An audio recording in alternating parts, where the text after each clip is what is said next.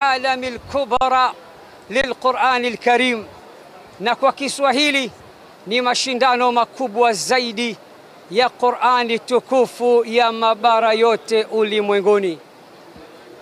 Mwisho wa mashindano haya ndiyo maandalizi mazuri ya mashindano yajayo. Kwa taarifa, leo saa 1 dakika 39 viwanja vyote vimekwisha furika.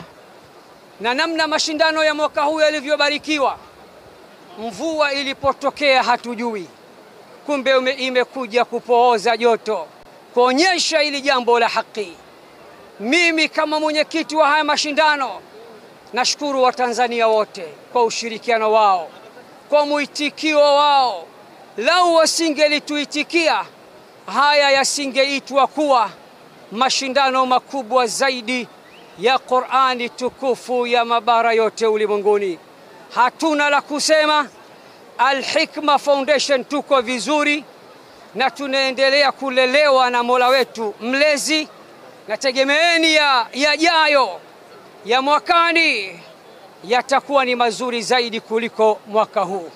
Asanteni sana. Mungu awabariki Waislamu wote, Mungu awabariki Watanzania wote, Mungu awabariki waandishi wote wa Tanzania, na aibariki Tanzania kwa ujumla. Wassalamu alaikum wa rahmatullahi wa barakatuh.